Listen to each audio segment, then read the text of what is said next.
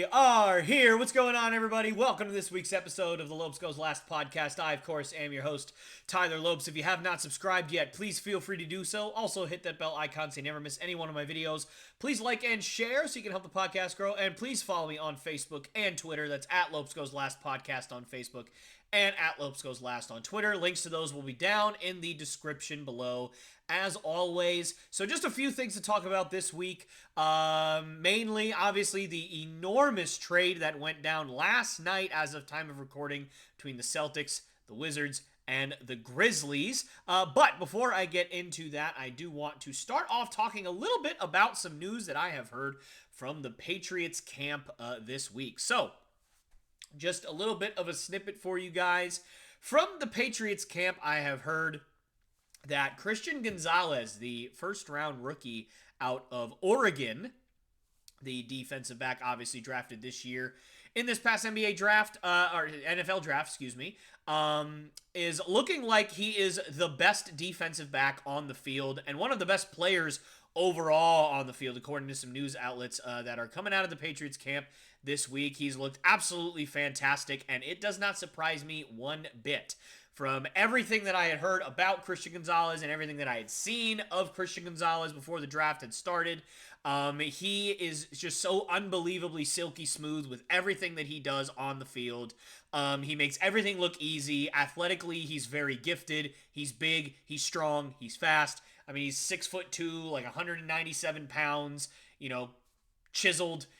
He looks the part. And he always has looked the part. And that has, so the fact that he has gone out there and essentially made everything look easy, been a fantastic looking athlete, that doesn't shock me at all. So it doesn't surprise me or shock me that he is making early waves at Patriots camp. Also, as I'm sure most of you know, DeAndre Hopkins did visit the Patriots last Wednesday and Thursday, so a week ago today as of time of recording. And no deal was struck at that point, but honestly, I don't think anybody really expected one to be struck before he left. Obviously, we would have liked for a deal to be struck before he left, but obviously, I don't think anybody expected it. From what I heard and what I read, both sides were moving on to not moving on from each other necessarily, but just kind of going their separate ways so that they can each decide what the best course of action would be for their future. Now, I have seen some little tweets and little snippets here and there that DeAndre Hopkins does possibly have some formal offers from the Titans and the Patriots.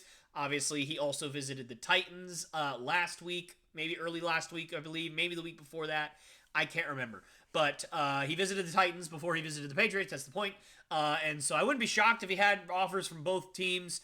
And that he was mulling them over or deciding if he wants to go with either. And what I am surprised is that he hasn't visited other teams. Now, he may have visited other teams, and I may have just missed it, I suppose. But I have not heard anything regarding DeAndre Hopkins visiting other teams outside of New England and outside of Tennessee. Which surprises me if that is the case, because I feel like DeAndre Hopkins has not necessarily better options, because I always feel like the Patriots are the best option, because as a Patriots fan, I'm biased and I want DeAndre Hopkins, and I know that out of every team in the NFL, we need him, considering where we're at. We are in, I don't think there's really any debate, we are in the toughest division in the NFL, maybe the NFC East, because the Giants are really good, the Cowboys and the Eagles are all really, really good, and then you got the Commanders. So maybe, 1A and 1B there, so I guess it is a little arguable. But for me, I mean, this year, the Bills are a Super Bowl contender. The Dolphins are going to be much better this year, and they already almost beat the Bills in the playoffs last year, so they're right up there, playoff contender. And the Jets got Aaron Rodgers this year, and basically, if Zach Wilson wasn't so absurdly incompetent last year, they probably would have made the playoffs relatively easily last year. So that's our division. So it's very tough, and I know we would need a guy like DeAndre Hopkins. We need a number one wide receiver. We need a guy who's going to be reliable. We need a guy who's going to be able to catch balls in traffic, stretch the defense, get open pretty much every play, and DeAndre Hopkins fits that bill. So as far as I'm concerned, I don't think there is a better fit in the NFL for him, but it surprises me that he's not visiting the Kansas City Chiefs, or he's not visiting the Buffalo Bills, or he's not visiting the Philadelphia Eagles, or or the Dallas Cowboys or any of these other real big teams that could use another wide receiver. Not necessarily that they need one, but you can always use more weapons. As far as I'm concerned, I don't think the Eagles need any more weapons. I think they're good over there. They're no more. And then the Chiefs, I mean, they could certainly use another wide receiver. They certainly don't need one. I mean, they won a Super Bowl last year and didn't really have, outside of Juju Smith-Schuster, they didn't really have a ton of phenomenal wide receivers over there. So, yeah, I mean, I don't think they necessarily need it. I think you got everything you need over there already in Kansas City. So, I'm surprised he hasn't visited those teams, but I don't think he's any better fit than the Patriots. And I do feel good if it is true, which I believe it is, that he has not visited any other teams outside of New England and then obviously Tennessee. The fact that New England was his last visit makes me feel like he wants to go there. He wants to go to New England, and they're just kind of trying to work it out, and I hope that that's the case, because I'd love DeAndre Hopkins on the Patriots this year, and maybe even in the future. Now, yes, he's injury-prone at times, and that's okay. Not every athlete is perfect, so I've always preached your best ability is availability. I absolutely agree with that. However, at this point, beggars can't be choosers. I've been begging for the Patriots to get a number one caliber wide receiver for years, and they just never do it. They refuse utterly. They cling on to dear life to the tree of no good wide receivers. And so even if the guy is injury prone, I don't care. I'd take it. I'd 100% take it at this point. So, let's hope it goes through. Let's hope it happens, because I would love to see DeAndre Hopkins on the Patriots. So just a couple snippets there for you guys to think about, those Patriots fans out there, things that I've heard, things that I've seen. What do you guys think? Do you guys think Christian Gonzalez is going to slide right in to be the number one DB this year? Do you think DeAndre Hopkins is going to sign with the Patriots, or do you think he's going to sign elsewhere? Or do you think for some reason he's going to sit out this year? I mean, I don't think anybody thinks that, but maybe you do out there in the internet world. So let me know in the comments section below, and I'd be happy to have a conversation with you guys about all that, and we'll see which one of us proves to be right in the end. Moving on to the NBA draft that is coming up, and yes, I am going to spoil a little bit of the trade that happened last night between the Celtics, Wizards, and Grizzlies, as I mentioned in the intro of this podcast. But before I get into that, because I do have a lot of thoughts that I want to end the podcast on, so I'm going to just go right into the NBA draft. The Celtics, part of the trade that happened last night is that the Celtics did acquire the 25th pick in the draft from the Memphis Grizzlies, and so I wanted to go through a couple of players that I really think the Celtics should target. Now, there are 4 guys that I think the Celtics should target with that number 25 pick in the draft, and I'm hoping that at least 3 of them will be available at that point, if not all 4. And so the first one I want to get into is Dariq Whitehead out of, where is his college? I believe Duke is where he went to college. I might be wrong about that. I always, for some reason, confuse Duke and Kentucky players. I don't know why I do that, but for some reason, every time I think somebody went to Duke, I think they go to Kentucky and second guess myself, and vice versa. But I'm pretty sure he went to Duke. I'm losing it with that. But anyways, Dariq Whitehead out of Duke, I'm pretty sure anyway. So he is a 6'7" small forward that is very young. He's only 18 years old right now. And he has a great wingspan, and this is something that you're going to hear a lot from me over the next couple of minutes here. Great wingspan, good positional versatility, good defensive versatility, and Dariq Whitehead shot the lights out from 3 this year. He shot 43% from downtown this year, and he is a guy that I think the reason he's so low in the draft this year is because he had some injury concerns and everything, which is never good for a prospect. You don't want those. Robert Williams had some injury concerns coming out of college, and we see that it has carried over to the NBA. It hasn't derailed his career, for the most part anyway, but it obviously has played a role. And the same thing could be the case for Dariq Whitehead, but athletically, skill-wise, what he brings to the table, I think at 25, the Celtics should take him if he's available. He is the number 1 guy on my board. as far as I'm concerned, at 25. And I think the CBS mock draft had them taking him at 25. And that would just be phenomenal to me. I would absolutely love for them to take him.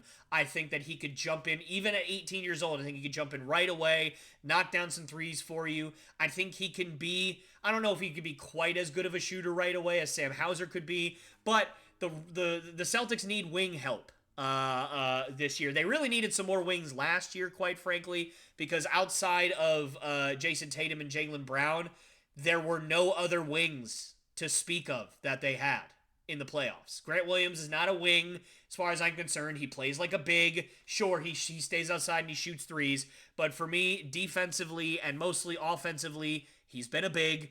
Sam Hauser didn't play at all. The only guys that were coming off your bench by the end were, and Malcolm Brogdon wasn't really playing, so it was Derek White, who he was actually kind of starting, and then either Robert Williams or Al Horford, depending on which one you wanted to start. Most of the time, Al was starting. So, Robert Williams would start, and then Grant Williams would come in, and those guys are both bigs. So, as far as I'm concerned, I just think that they need more wing help. And I don't think Dariq Whitehead is probably going to be as good of a shooter right away as Sam Hauser, but Whitehead did shoot 43% from three in college, as I said. So he can still knock it down, and he's a better defender. He's more athletic.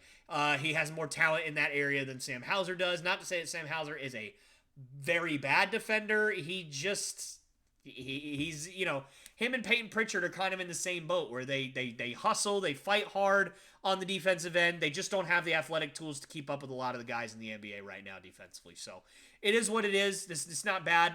It just, that's just kind of players they are. So I would love Dariq Whitehead. He is my number one prospect for the Celtics to possibly draft. Another player that I think the Celtics should target, my number 2 player, would be Maxwell Lewis out of Pepperdine. He is another 6'7" small forward. I hope you guys are getting the pattern here. Another wing guy. He's a little bit more built. He's 209 pounds, I believe he weighed in, and I think Whitehead weighed in at, somewhere in that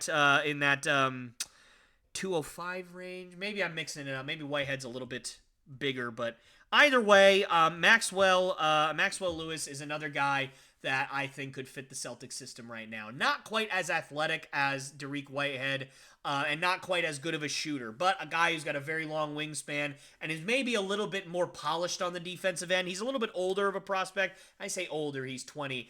By that, I mean he's older than Dariq Whitehead, so just keep that in mind. Not to say that 20 years old is old. It's not. But, for the sake of comparing the two prospects, he's a little bit older, so he's a little bit more polished. He went to Pepperdine for, I believe, 2 years instead of having 1 year in college. He might have even gone for 3 years. I can't exactly remember, but I'm pretty sure it was 2. So I think Lewis is just a little bit more polished on the defensive end. So if you're needing more guys that can come in and be switchable and guard multiple positions, I think Maxwell Lewis is your guy, and a guy that can step back and shoot the three. He's not the greatest shooter in the world, only shot about 36% in college, and that's for Pepperdine. That's not necessarily for a gigantic D1 program like Duke or something. But it is still pretty decent. So he certainly would be able to step back and hit the three in the pros, I presume. So Maxwell Lewis, my number 2. My number 3 player that I think the Celtics should target is going to be Jamie Jacques Jr. It's difficult for me to say. Jamie Jacques Jr. It might be Jacques Jr.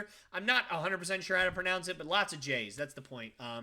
And you know what? You already have Jason Tatum and Jaylen Brown on your team. You might as well add, Jamie Jacques Jr. Lots of J's, and then you might as well trade for Jaren Jackson Jr. while you're at it, and just have all the J's in the entire league on your team. So, all jokes aside, Jacques, I think, started out this process as a second-round pick. Or a projected second-round pick. And obviously, 25th in draft, you're not too far off from a second-round pick, but still, you're not a first-rounder, or you're not a second-rounder at that point. But he started out as a second-rounder, but honestly, his stats are really, really great. At UCLA this year, he had 18 points a night and 9 rebounds almost a night as a small forward. a couple of assists, and he didn't shoot great from three, only shot about 30%. But I think the tools are there a little bit more than the percentages show. I think he's a little bit better of a shooter, just kind of form-wise, than his statistics showed in college. So I think that obviously if you can kind of develop that a little bit, he'd be a better shooter in the pros. And we've seen that happen with some guys who are better shooters. I think it was it Devin Booker that was not a good shooter all that much in college, and then he just became an unbelievable shooter in the NBA. Maybe it was Bradley Beal. It was one of those two guys that wasn't a great shooter in college, and then they come to the pros and they're great 3-point shooters, or at least really good 3-point shooters. Beal's kind of tapered off a little bit, but we'll get into that later. So yes, Jamie Jocks Jr. is my number 3 player that I think the Celtics should target. And by the way, also 6'6" small forward / shooting guard. Listen, these are the guys I think that they should target. They need wing help. I think guard-wise, you can trade for another one, or you can sign another one at a minimum level exception, and you've still got Malcolm Brogdon, you've still got Derek White, and you've still got Peyton Pritchard, who, for crying out loud, just let the man play. He's very good. Anyway, the last guy I want to target, of all those guys are gone, which I'd be surprised if all of them were gone, but let's just say they are. Ryan Rupert out of France. I don't remember what his team name is. Sorry, I'm not super familiar with France basketball. But we already do have one France draft pick sitting in the wings, and Johan Begarin out of France. He's, I think, 21 or 22 now, developmental prospect. He might be a guy that you can bring in next year and then sit on your bench as some wing depth. But if not, then Ryan Rupert out of France, another, you guessed it, 6'6" or 6'7" small forward with a very long wingspan. I know, I'm a genius. So, no, I think you just need wing help very badly. And the thing with Rupert is, he is not a great offensive player. I mean, he doesn't really have a whole lot of tools in his bag in terms of offense, but he has a 7'2" wingspan. He's very athletic, and he is a fantastic defender. He's one of the best defenders in that entire league over there in France. And he's only 20 years old or 19 years old, I think, at this point. He's very, very young. I'm trying to see if I can find how old he is, and it's not there. But obviously projections say that he could easily guard anywhere from 1 through 3, possibly 1 through 4, depending on the matchup that he gets. Obviously, he's a little outsized for most power forwards, but I would say he's very athletic. He can finish in transition. That's the main offensive game that he has right now, so not a whole lot, honestly, but still enough to, I think, be dangerous and kind of get your foot in the door and then develop those other tools later on. So, but again, he's the number 4 option for me, and that would just basically be a guy that could come in and play a couple of minutes a night and just be a defensive stopper, maybe catch a couple of fouls on the guy's number 1 option or their number 2 if they're hot one night. Give some guys a break, guard a few positions, be switchable like the Celtics like to do. And I think that he would be decent. So those are the 4 prospects that I think the Celtics should target at 25. Who do you think the Celtics should target at number 25 tonight? Now, I will say, as I'm sure you could see, I'm looking at some notes, and there's a reason for that. It's because, quite frankly, I didn't look at a whole lot of draft stuff because I didn't have to care until last night because the Celtics weren't drafting until 35. And at that point, you're a second-round pick. I don't really care. But they traded in the first round, so I started doing some research today, and that is what I have come up with based on what I think I've seen and some tape and everything like that I've seen from some of those guys. Dariq Whitehead, I was obviously pretty familiar with beforehand, and then obviously those other guys still playing a little bit of catch-up on. But let me know what you guys think. Who do you guys think the Celtics should draft in tonight's draft? And by the time this comes out, you guys will already see it. The draft hasn't started yet. It's still only about 7:30 my time, which the draft is starting in a half an hour. So hopefully by the time I start editing this, the draft will be going and we'll get some answers. But by the time you guys see this, we'll already know who the Celtics drafted. So we'll see if I'm right once that draft comes out. All right, some quick thoughts on a couple of trades that occurred today and over the past few days. So, for about 2 minutes, there was a video that I had dropped about the Celtics trading for Bradley Beal, and I thought that it would be a good idea. But the problem is that the day after I recorded that video, the Suns traded for Bradley Beal, and I had forgotten that I had uploaded that clip to, or loaded that clip up to be uploaded to YouTube. And so when I saw it go up, I immediately deleted it because, quite frankly, there was no point in releasing the video as it had already been proven wrong. But the trade was only proven half wrong. Half wrong. Now, obviously, the Celtics did not give up, I don't think, any of the pieces that I had said they should give up in the trade that I proposed. But I proposed a trade where the Celtics gave up Jaylen Brown, Grant Williams, Robert Williams, and maybe some pick swaps in exchange for Bradley Beal and Kristaps Porzingis. I thought that if you could pull that trade off, yes, you're giving up some depth. Yes, you're giving up Jaylen Brown. Yes, you're giving up Robert Williams. Yes, I understand you're giving up maybe some draft capital.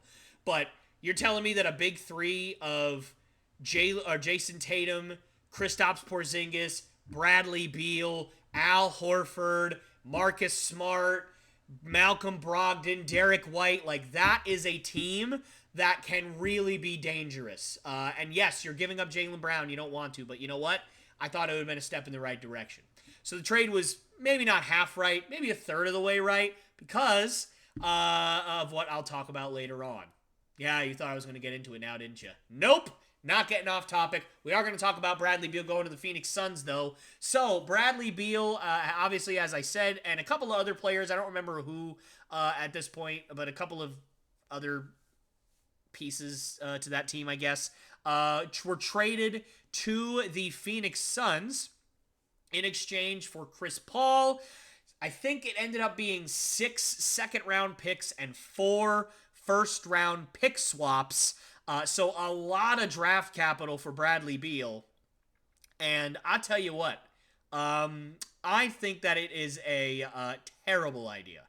Terrible idea. Look, maybe I'm not one to talk considering the trade the Celtics made a couple days later and what I'm going to say about it. But here's the thing about Bradley Beal and the Phoenix Suns.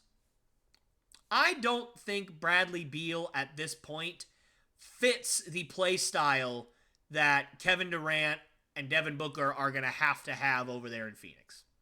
So, first of all, I mean, again, I guess I don't really have any room to talk considering the Celtics situation.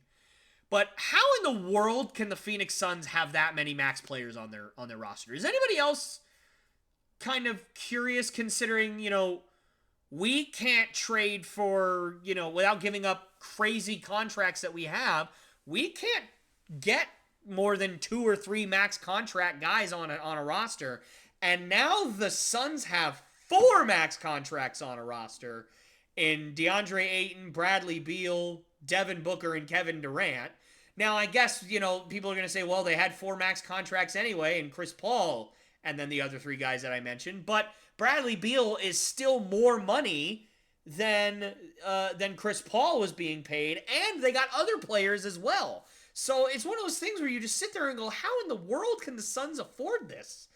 Are they paying anybody else on their entire roster anything? Is it just those 4 guys and then a bunch of minimums? I don't understand. So very strange, but even just the fit for me. I think that, Bradley Beal doesn't do all that well without the ball in his hands all that much.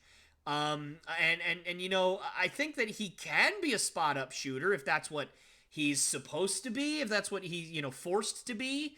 You know what I'm saying? So, when John Wall was over there, John Wall had the ball in his hands a lot, and he wasn't all that much of a shooter, and Bradley Beal was pretty good.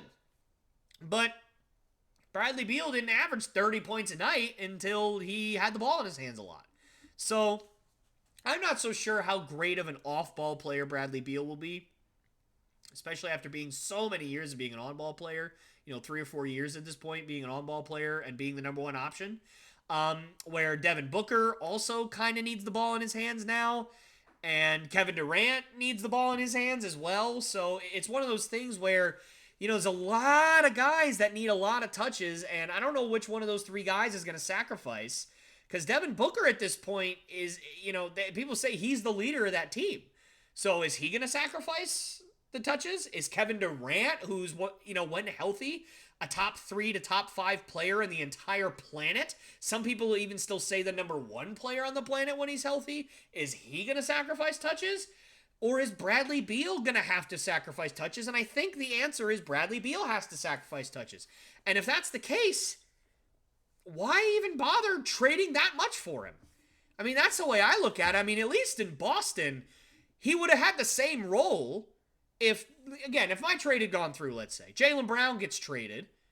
Bradley Beal's still a 23 to 24 point per game scorer in Boston, probably. He has a similar role that he had in Washington. Yes, Washington, that 23 points per game was the number 1 scoring option, but he's still probably going to have a similar role in terms of scoring-wise in Boston than he would have had in Phoenix, where you already have your number 1 and your number 2 that are all-stars, even all-star starters. So it doesn't make sense to me in that realm, if you know he's going to have to sacrifice, which I think he does, to trade that much for him.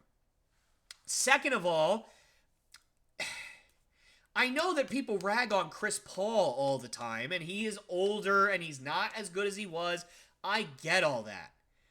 But to just blindside the guy like that and trade him is pretty horrible, and I'm going to get into more of that later, spoiler. But yeah, I don't know. The trade didn't make much sense to me, quite frankly. I didn't understand it. I still don't understand it. It's been several days since it went through, so for me at this point, I just kind of shrugged my shoulders. And the thing is, I guess the thought process may be, well, if Kevin Durant gets hurt, or Devin Booker, or maybe even Devin Booker gets hurt, you've got somebody that can carry the load offensively. But that also hinges on Bradley Beal staying healthy, which is not always guaranteed either. So it's just a weird trade for me. I don't know how much I love it. I think, quite frankly, the fit doesn't make a whole lot of sense because, are you going to start Devin Booker at the 1 now? Like, he's your main ball handler now, and I know he can do it, and he has the ball in his hands a lot, but he's not a pure point guard. He never has been. So to put him into that role and expect the same results is not necessarily realistic, but we'll see what happens. I'm not really sure how that's going to go, but we'll see. And for Washington in that trade, I didn't say a whole lot about what they got because, other than the draft picks, because today they just turned around and they traded Chris Paul for Jordan Poole of the Warriors and draft picks, which I thought was incredible. Because look, I know I just said I love Chris Paul. He's one of my favorite players of all time. He's one of the best point guards, if not the best point guard of our generation. Maybe other than like a Russell Westbrook in his prime or Steph Curry. Maybe Steph Curry's probably the best. But Steph Curry's probably the best. I walk it back. So don't clip the 8-second one. I forgot about Steph Curry for a second. Sorry about that. So Chris Paul, phenomenal. That's the point. But is he really worth that much more than Jordan Poole at this point? I might rather have Jordan Poole at this point in their careers. Because Chris Paul, Jordan Poole doesn't play defense either, but at least he could probably figure out how to. At this point, Chris Paul couldn't if he wanted to because he's old and small. So it's one of the, I don't know. It didn't make much sense to me for the Wizards to trade away Bradley Beal. Or at least not, it made sense for them to trade him away. It didn't make sense for what the Suns gave up for the Suns to acquire Bradley Beal. And also, Chris Paul didn't fit on the Wizards either. But he's not going to be on the Wizards. He's going to be on the Warriors. So that's another interesting fit. Chris Paul and the Warriors. I don't know. I feel like at this point, you probably got to trade Chris Paul if you're the Warriors because I don't think that fit makes any sense. Are you going to play Andrew Wiggins at the 4? Because you're not benching Klay Thompson or Steph Curry. And Chris Paul's not a shooting guard. So Chris Paul's got to play the 1. Curry's the best shooter of all time. So he can play the 2. Sure. Klay Thompson is a 2 or a 3. So that's fine. But does that mean Wiggins is a 4? I don't think he fits as a 4. I don't think he fits as a 4 at all. I don't think he's got the size. I don't think he's got the strength. I just don't see it. And also, who's your center? Does that mean that, what happens to Draymond Green now? Because Chris Paul costs more than Jordan Poole, as far as I know, in terms of annual value. So is Draymond Green out the door now, unless he takes no money to come back? I don't know. Doesn't make much sense to me, but you know what? The Wizards get some more draft capital, and so they are completely rebuilding, and it's going to be fun, and we're not done talking about the Wizards just yet. Ladies and gentlemen, it is now time for your main event of the evening. Huge trade went down last night that I unfortunately stayed up and saw. I didn't try to. I tried to fall asleep, and because not this morning, but tomorrow morning as a time of recording, I have a doctor's appointment at 7 a.m. So I got to get up super early.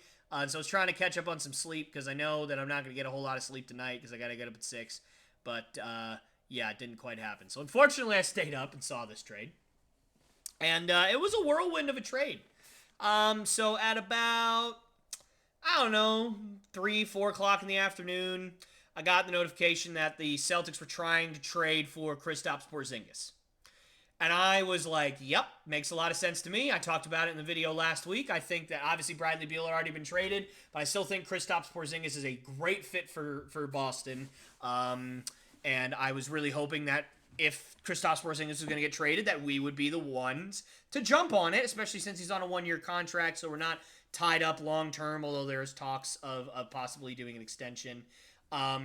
And then at about 10:30 last night, as I was getting ready to go to bed, I got the notification that the Wizards and the Clippers were in on this 3-team trade, and the Celtics have agreed to trade Kristaps Porzingis to the Celtics, and the Celtics were to get rid of Malcolm Brogdon, Danilo Gallinari, and I think that's it. Quite frankly, and then they got Kristaps Porzingis back, and then the Clippers were going to trade like Marcus Morris and a couple of draft picks or something like that. So the Celtics were going to trade Malcolm Brogdon and Danilo Gallinari with no draft capital for Kristaps Porzingis. And I was like, oh my goodness, this is the greatest thing I've ever seen in my life. But then unfortunately, a few minutes later, it said that the Celtics had backed out of that deal, not because they thought it was a bad deal, but because the Clippers were really hesitant about Malcolm Brogdon's injury. And so the Clippers were kind of, 1 foot in, 1 foot out, 1 foot in, shake it all about, and they weren't going to go through with it. And so the Celtics had, kind of got tired of the lukewarm nature of the Clippers at that point and said, forget it, we're going to figure out a different way to trade for Kristaps Porzingis. And at right around midnight last night, I'm sitting in my bed, I'm hanging out, and I see it. I see it, Adrian Wojnarowski on Twitter, and the Celtics have traded for Kristaps Porzingis. Now, at that moment, I could not have been happier. I was so excited, but then it hit me. We traded things. And it didn't say at that point that there was a third team in the deal. And I went, oh boy. Who did we trade? Who did we have to trade to get Kristaps? I was still hoping it was going to be Malcolm Brogdon, Danilo Gallinari, and then maybe a couple of draft picks. That's what I thought we would have to give up, and I thought that that'd be fair. But no, the Celtics threw me and the rest of the Celtics fan base a huge curveball, and they traded Marcus Smart for Kristaps Porzingis. Now, there was a third team in this trade, the Memphis Grizzlies, who actually are the ones that ended up acquiring Marcus Smart. They traded not 1, but 2 first-round picks to the Celtics to get Marcus Smart, and the Celtics also included Danilo Gallinari and Mike Muscala in the trade as well. So, in totality, here is what the summation of the trade ended up being. The Celtics receive Kristaps Porzingis, the 2023 number 25 pick from the Memphis Grizzlies, and a 2024 top 4 protected first-round pick via the Golden State Warriors, which honestly, if the Warriors have another injury-plagued season, it could be a little bit more valuable of a pick than what others are saying at this point it might be. So, not a bad pick to have in your treasure chest there. Because, you never know. Steph Curry gets hurt, and that team looks like a skeleton crew at that point. So, yeah. I mean, you never know. So, anyway, so that's what the Celtics got. Porzingis and 2 first-round picks. The Wizards, who obviously traded us Porzingis, got guard Tyus Jones from the Memphis Grizzlies, the number 35 overall pick in this year's draft from the Celtics, Mike Muscala, and Danilo Gallinari. And the Memphis Grizzlies got Marcus Smart, and just Marcus Smart. So that is the trade. Wow. Huge blockbuster deal. I couldn't believe my eyes. I was shocked. I was reading it, and I was so tired that I couldn't tell if it was real. I couldn't tell if it was really happening. I couldn't tell if I had just fallen asleep and was dreaming or having a nightmare. I didn't know. I didn't know how to feel. It was crazy. And I'll tell you what. Whew. I have a lot to say about this trade. And I'm going to get into all of it right here. So stick around. I hope you guys enjoy it, and I really want to hear what you guys have to say. There are 2 camps right now. There's the camp that loves this trade, and there's the camp that hates it. I am in the camp that loves it. I love this trade. Now, what people have also said is there are 2 camps. There's the people who hate Marcus Smart and therefore love the trade, and love Marcus Smart and therefore hate the trade. I am neither one of those. I love Marcus Smart. I do. There are a lot of things that I love about Marcus Smart, and there are a lot of things that I hate about Marcus Smart. I love his passion. I love his competitive drive. I love how every single game, no matter what, he gives everything he has. I love that he was an emotional leader. I love that he was a Celtic for his whole career. I love that he embraced Boston, which is my home, more than I've seen many other athletes do. I mean, very few people really personified Boston during their tenure than Marcus Smart. I will miss that. Genuinely, I will miss him as a player. I will miss the comfort of knowing that Marcus Smart is there every night almost. He did get injured sometimes, but pretty much every night or every day when they play, Marcus Smart was there to be a leader. I will miss that. What I will not miss is the bricks. I will not miss the bricks. Now, there have been significantly less bricks over the last 2 years. I will give him that. But I will not miss the chucking up threes when you shouldn't. I will not miss the missing easy shots. I will not miss a lot of the deficiencies that Marcus Smart has. I will not miss, quite frankly, disappearing sometimes. I will not miss the inconsistent defense that no one wants to talk about. Guys, in 2022, he won Defensive Player of the Year. In 2023, he didn't make an all-defensive team at all. Not first team, not second team, nothing. He got out-defensed by a guy who came off the bench all year on his own team. Now, I know he may have had an ankle injury. But guys, the defense, while his hustle was always there, while his effort was always there, while his heart and his soul and his passion was always there, the results sometimes just weren't. And it's hard to admit it if you're Celtics fans. And it's hard for me to admit it. But it's my job to admit it. That's why I do this podcast. I refuse to say things that I don't believe are true. I refuse to sugarcoat. I refuse to hide the truth. I refuse to give false narratives. Marcus Smart, the results were not always there. He has gotten better every single year, and for that, I tip my cap. But he is not good enough to never trade. And as much as it hurts emotionally And as much as I'm sure that locker room might suffer the consequences of having a gaping leadership hole, everything I'm about to talk about trumps that. I have watched this team go to 5 Eastern Conference Finals. Or maybe 4. 4 or 5 Eastern Conference Finals over the last handful of years. I think it's 5 Eastern Conference Finals over the last 7 years. They have won 1 Eastern Conference Finals.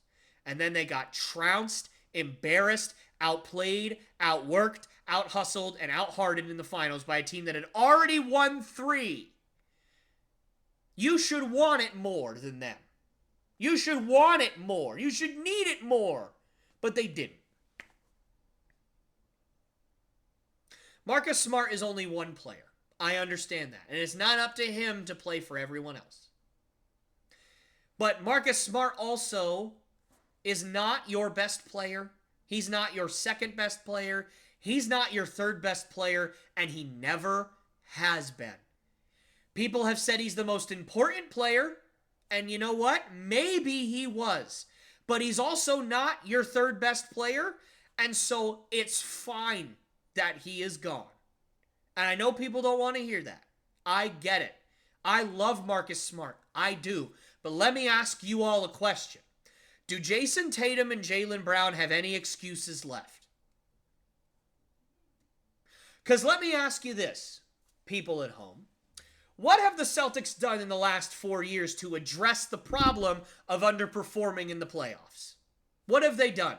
Fired their coach, fired their GM, fired another coach, but that wasn't because of underperforming in the playoffs. They've traded away Al Horford. They've gotten rid of Gordon Hayward, Terry Rozier. I already said Al Horford, Kyrie Irving, Kemba Walker. They've gotten rid of all those other pieces and left behind the big 3 that have always been there for 7 years, give or take. Jaylen Brown, Jason Tatum, and Marcus Smart. Those 3 were the constant because they believed that they could win a championship with those 3, and if they could just figure out the rest of the pieces around them, they could do it. They could just figure out the rest, figure out the coaching, figure out the culture, figure out the rest of the surrounding players. They could do it. Well, you know what? They didn't do it. Every single year is the same. Sure, they made a miracle run last year to the finals. And let's call it what it is. It was a miracle run. At the All-Star break, we were dead in the water. Dead. 8th seed.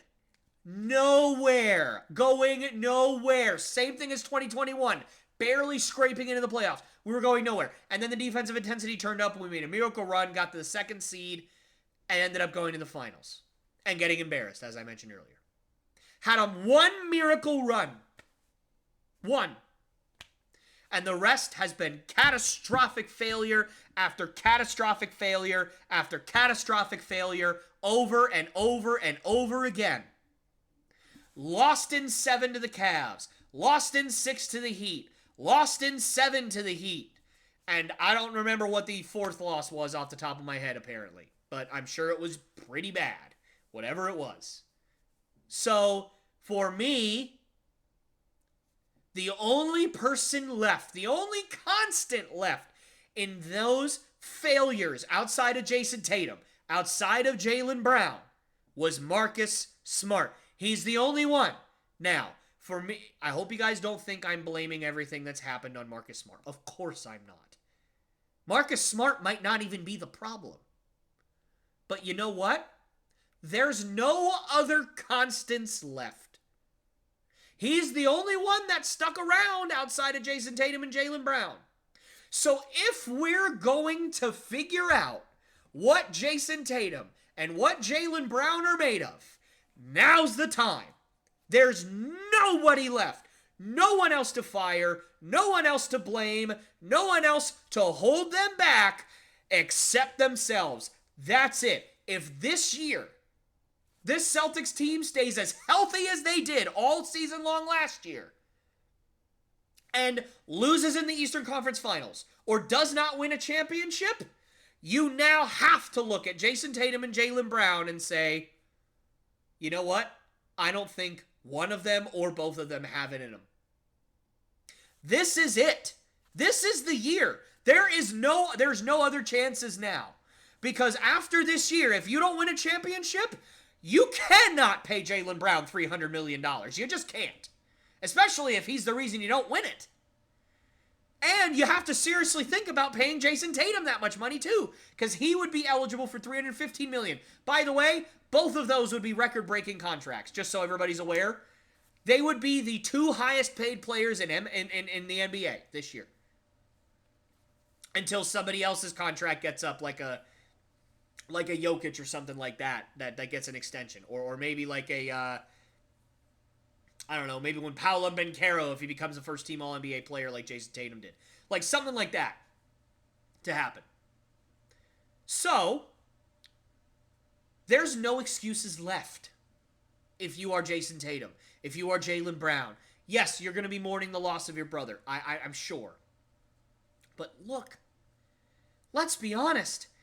As soon as the finals were over, we were screaming to blow the team up. I wasn't screaming to blow the whole team up. But there were a lot of Celtics fans who were saying, that's it, trade Jaylen Brown, trade Marcus Smart, trade Al Horford, trade everybody. Everybody's out the door. We hate all of you. And now as soon as we try to do that, everyone says, oh, I can't believe you traded Marcus Smart. What's wrong with you? He's the heart and soul. He's the only reason we were here. No, he's not the only reason we were here. Things needed to change. Brad Stevens knows what the fake definition of insanity is. It's not really the actual definition of insanity, by the way. Doing the same thing over and over and expecting a different result. If the Celtics this year had trotted out Marcus Smart as your point, Jaylen Brown as your 2, Jason Tatum as your 3, Al Horford as your 4, and Robert Williams as your 5, and Derek White coming off the bench, oh, yippee skippy, again, and we had lost again, we would have lost our ever-loving minds as Celtics fans. We would have sat there and been like, so you ran it back. This is 3 years in a row. Figure it out. That's what we'd have been saying. Let's all be honest with ourselves, because I know I would have, because that's how I felt this year. But as soon as we trade Marcus Smart, all the hellhounds come a-barking, saying that you're ruining the franchise. Marcus Smart was the heart and soul of the Celtics, and now Jason Tatum and Jaylen Brown, for every game of the year, are going to stand there like this. I don't know what to do. Marcus Smart's not here. Somebody tell me how to play basketball. It's ridiculous. Stop it. Stop it, Celtics Twitter. Stop it. It's absurd to think that that's what's going to happen. Because let's not forget, getting back to the trade itself, you just got a guy who scored 24 points per game last year as a number 2 option. That's pretty good. That's Jaylen Brown good. Almost.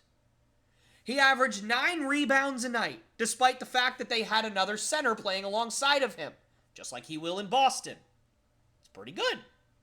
He also averaged 2 blocks a night, and he was a fantastic interior defender. Woo, okay. So now you have more presence inside that you didn't have last year.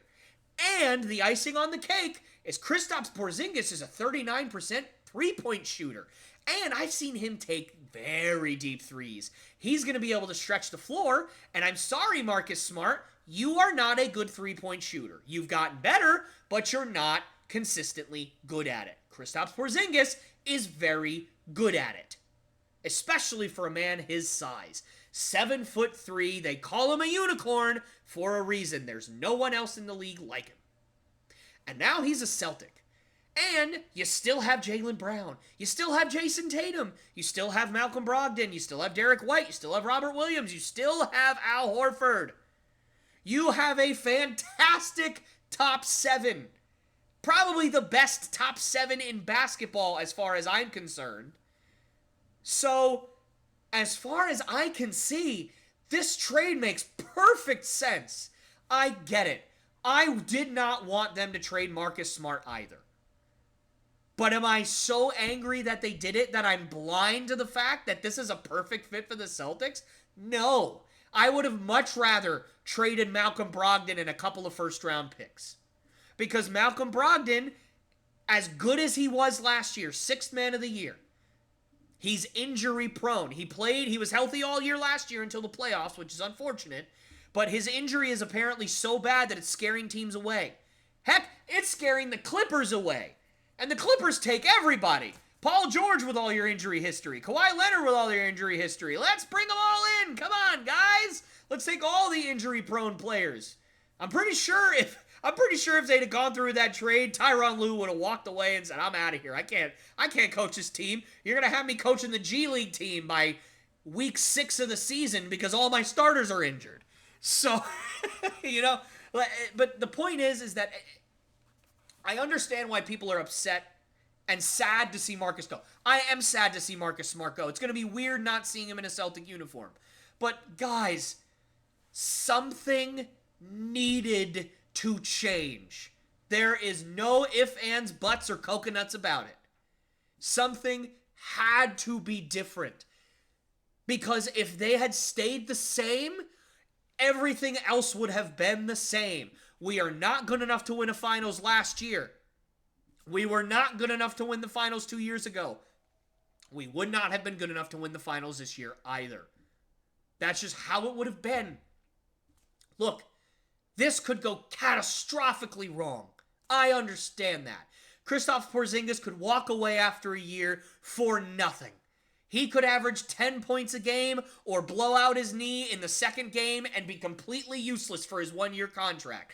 I do feel terrible for Danilo Gallinari because I know he's a Celtics fan and he never even got to suit up for them despite signing with them and picking up a second-year option. He never got to play 1 second for the Boston Celtics, and that sucks. I feel terrible for him, and I was hoping we could keep him in this trade. Before all the rest of the details came out, I saw that it was just Marcus Smart for 2 first-round picks, and then Kristaps Porzingis for Tyus Jones and the 35th pick or whatever. And I was like, oh, that's perfect. We didn't have to give up any wing depth.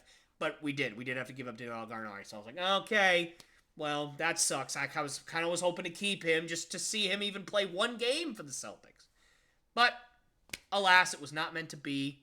Maybe someday he'll come back and he'll play for the Celtics again, or for the first time. I don't really know. But you get what I'm saying. Maybe he'll come back and get that chance. But not this time.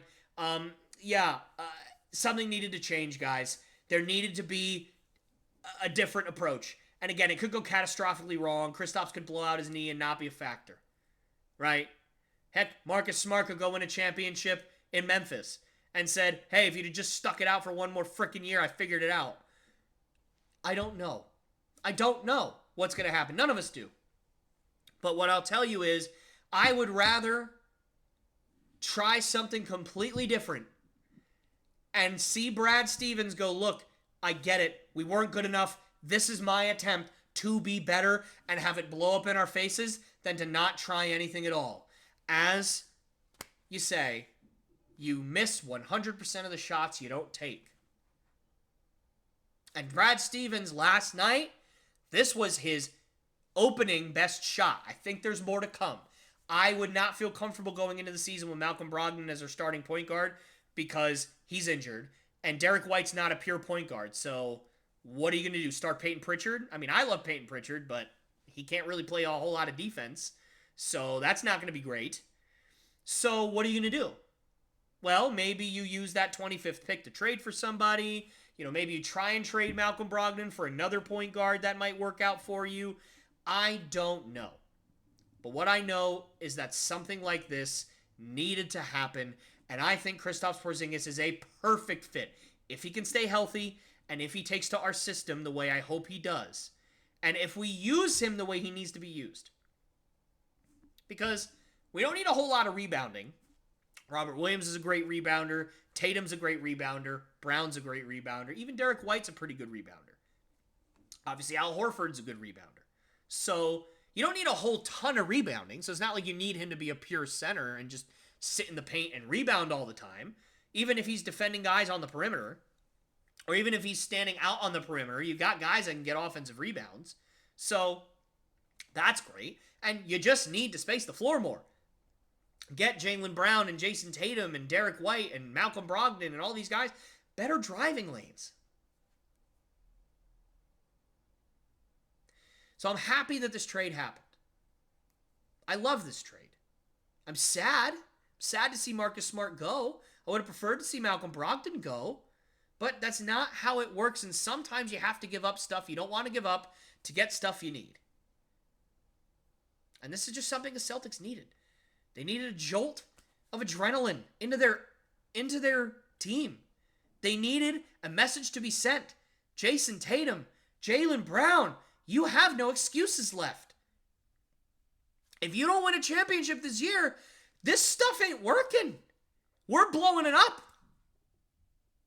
Jaylen Brown's going to walk. We're not paying you $300 million if we don't win a championship. Heck, we might not pay you even if you do. But if you do, and you prove that it works, you're going to have a hell of a lot more of an argument to make that you deserve it. Jason Tatum, are you the guy? I think you are. Me, Tyler Lopes here in Greenville, South Carolina, I think you are. But you haven't proved it yet. You proved that you can get a team to the Eastern Conference Finals, and you proved that you can maybe get a team to the finals even though you kind of stunk. You have no excuses left. The team needed a shot of adrenaline, and this is the trade to do it. And I'm just excited to see what else the Celtics are going to do for the rest of this offseason. In the draft, tonight, later on down the road. You know, how's it all going to work? How's the money going to work? I don't know, but I'm excited to find out.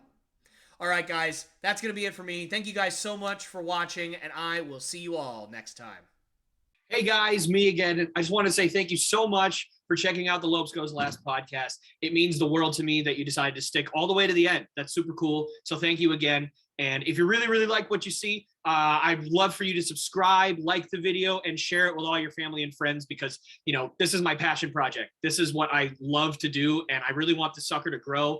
And the only way that that can happen is through you guys, is if you guys can help me out. So again, if you like what you saw, please subscribe, like the video, share with all your friends and family. That's the only way this is going to grow. And yeah, I'll see you guys next time.